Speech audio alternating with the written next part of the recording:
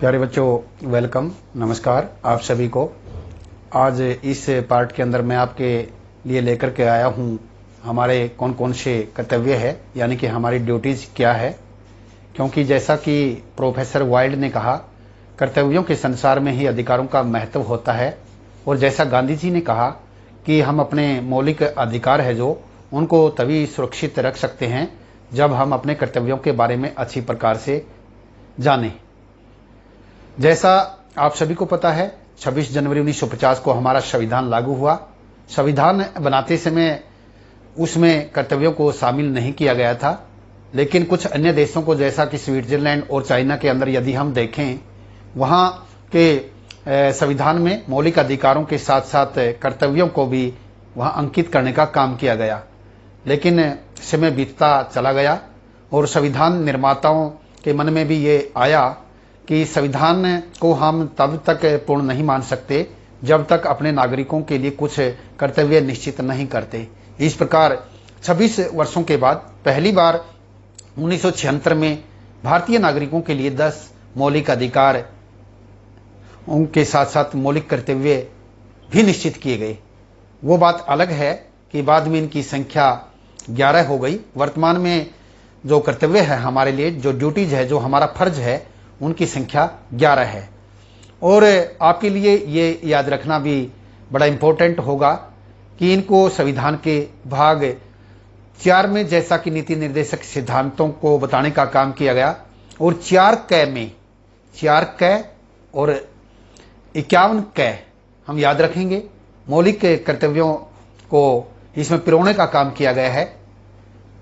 और हमारे लिए जो मौलिक कर्तव्य है वो संख्या उनकी 11 है। इसके बाद शायद आप किसी भी परीक्षा में गलत उत्तर देने का काम नहीं कर पाओगे। मौलिक अधिकार 6, मौलिक कर्तव्य 11। तो मैं जो पहला हमारा कर्तव्य है हम भारतीय नागरिकों का, वो क्या है, यानी कि प्रत्येक भारतीय नागरिक के लिए क्या जरूरी है। तो हमारे लिए ये जरूरी है कि संविधान को हम सर्वोच्च समझेंगे, उसकी संस्थाओं, उसके आदर्शों, राष्ट्रीय गान, राष्ट्रीय ध्वज, उसका मान और सम्मान करने का हम काम करेंगे ताकि देश के मान और सम्मान में वृद्धि हो। यदि हम उनका अपमान करने की कोशिश करेंगे तो उस के लिए हमें न्यायालय में दंड के भोगी भी हम बन सकते हैं।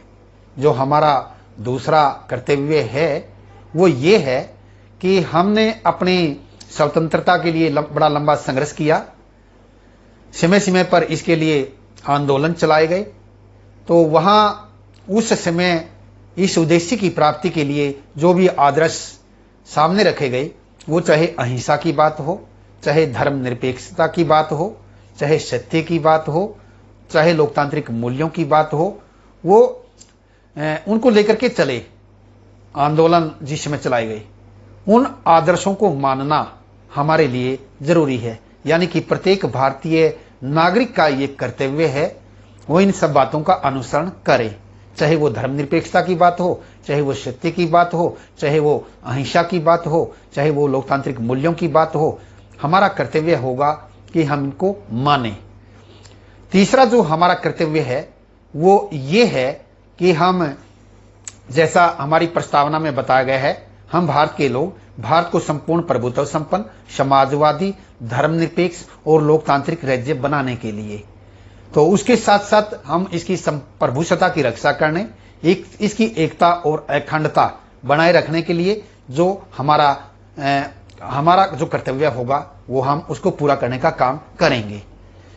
जो चौथा जो कर्तव्य है वो ये है कि हम देश की रक्षा करने, और जब भी देश को हमारी जरूरत पड़ती है, प्रत्येक भारतीय नागरिक की, देश पर किसी बात को लेकर कोई आंच आती है, देश हमें उसके लिए आह्वान करता है, तो आवश्यकता अनुसार उसमें भाग लेना हमारे लिए ये भी जरूरी होगा। यानी कि ये हमारा चौथा कर्तव्य है कि देश की रक्षा करने, आह्वान किए जाने पर उसमें योगदान देना, ये हमारा कर्तव्य होगा।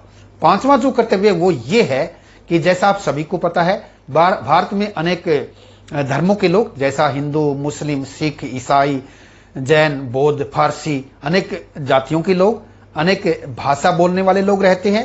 जैसा संविधान में 22 भाषाओं को मान्यता दी गई है। हिंदी हमारी राष्ट्रभाषा है, देवनागरी उसकी लिपि है। तो इस तरह से अनेक धर्मों को मानने वाले लोग, अनेक भाषा बोलने वाले लोग, तो अनेक जातियों के लोग इसमें रहते हैं। तो उन सब के बीच में भ्रातृत्व का विकास करना ये हमारा कर्तव्य होगा। 5वें नंबर पर इन सब बातों को स्थान दिया गया है। जो हमारा छठा कर्तव्य है वो ये है कि हम जो वैज्ञानिक दृष्टिकोण को अपनाने का काम करेंगे। जैसा आप सभी को पता है कि भारत में जनसंख्या वर्तमान में लगभग 135 करोड़ है। तो यहाँ प्राचीन जो परंपराएं हैं, रूढ़िवादी है, प्राचीन विचार है, उनको बड़ा मानने का काम किया जाता है। इसे देश विकास के मार्ग पर आगे नहीं बढ़ पाता। तो प्रत्येक बात में ये हमारे लिए जरूरी होगा कि हम वैज्ञानिक दृष्टिकोण को अपनाने का काम करें ताकि देश विकास के मार्ग पर आगे बढ़ सके। ये हमारा छठा कर्तव्य बताया गया है। 7वां कर्तव्य ये है कि जो हमारी संस्कृति का विकास है, जो हमारी धरोहर है, उसको बनाए रखने का हम काम करेंगे। हमारी संस्कृति हम प्राचीन समय में भी विश्व गुरु रहे हैं और अब भी वर्तमान में भी हम आध्यात्मिक गुरु है। तो जो हमारी विरासत है संस्कृति को लेकर, वो रहन सहन की बात है, वो वेशभूषा की बात है, वो भाषा की बात है, ये सब सांस्कृतिक बातें होती है। जो संस्कृति के विकास की बात है उसको बनाए रखना हमारा ये कर्तव्य होगा। इसको 6 नंबर पर स्थान दिया गया है। सातवां जो कर्तव्य है, प्यारे बच्चों, 8वां जो हमारा कर्तव्य है वो ये है, चाहे वो नदियों की बात हो, झीलों की बात हो, वनों की बात हो, वन्य प्राणियों की बात हो, उनकी रक्षा करना, उनकी देखभाल करना, ये भी हमारा कर्तव्य निर्धारित किया गया है और इसको 8वें नंबर पर स्थान दिया गया है। जो 9वां कर्तव्य है वो ये है कि हिंसा न करें। किसी प्राणी को नुकसान पहुंचाने का काम हम नहीं करेंगे, संपत्ति की रक्षा करेंगे।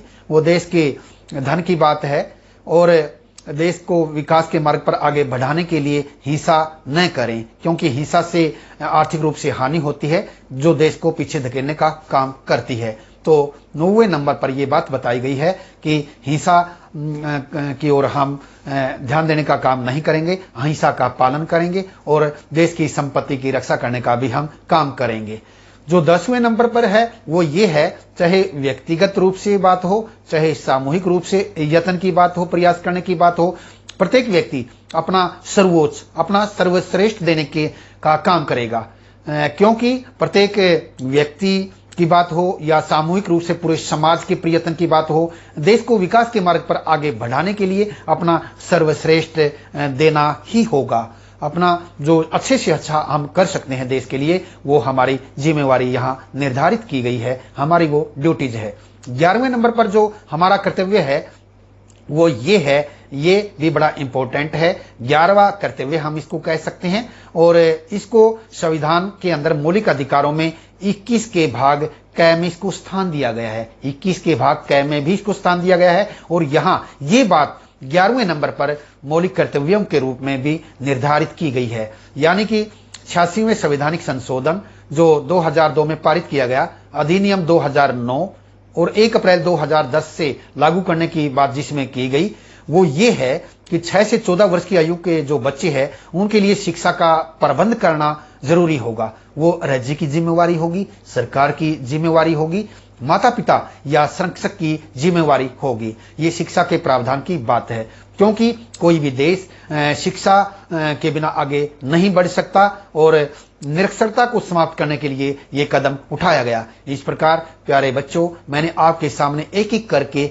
11 कर्तव्य बताने का काम किया। एक बार फिर मैं आपके सामने दोहराना चाहता हूं। पहले नंबर पर वो राष्ट्रीय संस्थाओं की बात, राष्ट्रीय आदर्शों की बात और राष्ट्रीय गान की बात, राष्ट्रीय ध्वज की बात। दूसरे नंबर पर जो राष्ट्र के जब आंदोलन चलाए गए आजादी को लेकर, वहां कुछ आदर्श रखे गए, वो लोकतांत्रिक मूल्यों की बात हो, धर्मनिरपेक्षता की बात हो, वो अहिंसा की नीति में विश्वास की बात हो, उनका पालन करने की बात। तीसरे नंबर पर संप्रभुषता, एकता और अखंडता को बनाए रखने की बात।